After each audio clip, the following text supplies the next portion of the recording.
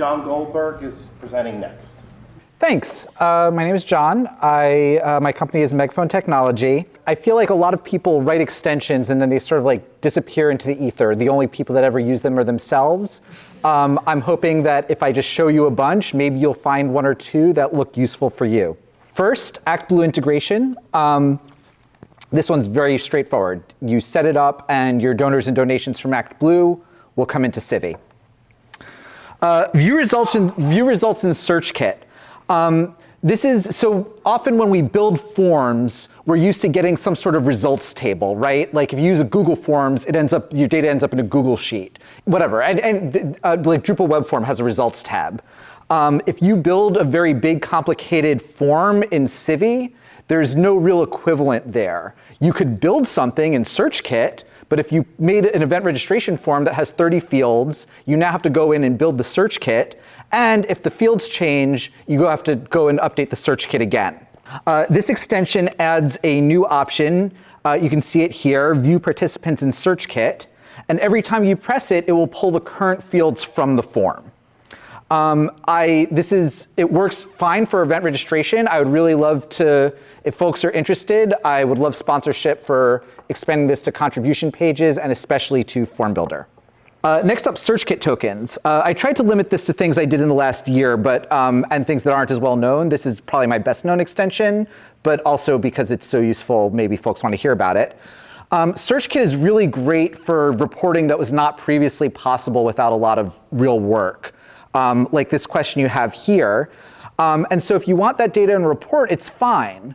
But if you want to use that information in a token in an email for a mail merge, there's no real way to do that. But now with SearchKit tokens, there's an add button. So you can see here that the tokens under the add menu is new with this extension. And you can see in this case, I've got a line item token. And this is a token that will show the line items of a contribution. This is a real use case here.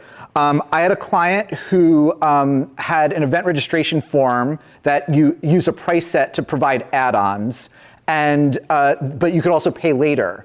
And they wanted to be able to send out an email to them saying pay later and show the list of add-ons. Not only were we able to show the list of add-ons, but normally when you do a group by in SearchKit, it'll give you your list of add-ons, they're comma separated. We're actually able to use the rewrite function of SearchKit here, and this is a little funky, but still doable. And they switched it so that instead of doing a comma separated list, each add-on would be on its own line. You can see the token label is sub-event. When you go to the token selector, that's how you'll find the token. Location type permissions.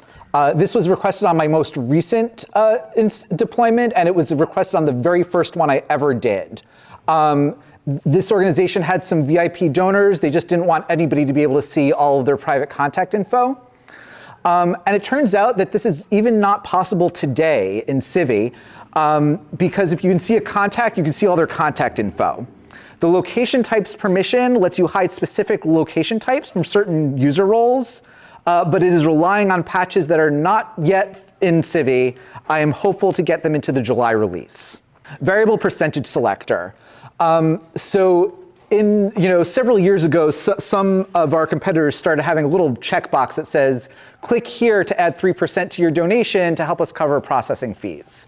There's a lot of research that says that you lose about 3% of your donors when you do that. So it's a bit of a wash, but people love it. People really wanted it. And Alan, who just spoke, stepped up and created the percentage price field set extension that adds a checkbox. But now we've got this new situation. We've got a whole bunch of new folks, Zephy, ActBlue, even some of the crowdfunding sites, where they say, they say to the people signing up, the organizations, we won't make you pay the processing fees. We will pay your processing fees, and in exchange, we will ask your users, your donors, for a tip to cover the cost. This is an amazing model for them because they make on average 7% from those tips. I had a client who is coming from Zephy. Oh, there's actually some of these folks ask for the tip and also charge you the fee. this is what the Zephy tip UI looks like. So I took Alan's extension and I have a fork. Hopefully we will be able to merge them together into one extension again soon. But now you can do variable percentages on a Civi form. You can use this for tips. You can use this for sliding scale pricing. Right now you can use a free entry field or a slider. I would love to get it to support drop downs and radio buttons so we can perfectly mimic the Zephy interface. And it will update the total in real time. Here is a clip from one of the screens. You can see here, you can either set the slider to be in increments, like every time you slide it up by 1% or 0.5%, with this as your minimum and maximum. But you can also say, I want it to be pegged at certain amounts. You can only pick 5, 10, or 20, say. While I was creating this, I actually realized there is no slider option when you're creating forms in Civi. And what I should have done was created the slider to Civi and then added it to this. And maybe that'll happen at the sprint, because this is actually a really helpful UI, especially for organizations who do sliding scales. Search kit drill down. This one's not actually an extension. In Civi reports of old, there were a lot of reports that came in pairs, like the contribution summary and the contribution detail report. And you could get the contribution summary that says, OK, show me all the donations grouped by month. And then you could click on that month and see a list of all the individual donations. You can't do that with, or you couldn't do that with Search Kit, but now you can. It's a little complex to get into here, but basically, when you're doing these group bys, you tell it to give a list of all the IDs in the Search Kit. They don't have to appear in the display. But then you can click a link that is in your search display, and it will pass the IDs on to a second report, a second Search Kit query. And it will then show you all of the, in this case, contributions that were associated with that group. I do have time, yeah? OK. I try to do 2024 stuff. I just want to show 2 that I did a little further back. Mailing preview text. A lot of you have mail clients where it doesn't just show the subject line when you look at your email. It'll also show you the first sentence of the email. Unfortunately, especially if you're using Mosaico, that first line is going to say view in a browser, which does not inspire curiosity. So the mailing preview text extension lets you add the preview text that people see. It will not show up in the email itself either.